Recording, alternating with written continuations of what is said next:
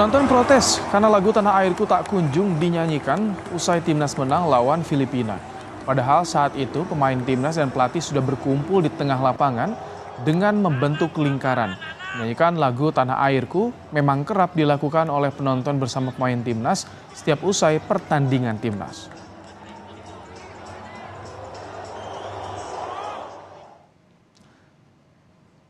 Penyanyi Anang Hermansyah lewat akun Instagramnya meminta maaf kepada supporter timnas yang memprotes penampilannya usai timnas berlaga di GBK tadi malam. Selain meminta maaf, Anang mengatakan diminta tampil untuk mengisi acara ini oleh panitia penyelenggara dari PSSI dan bukan menawarkan diri.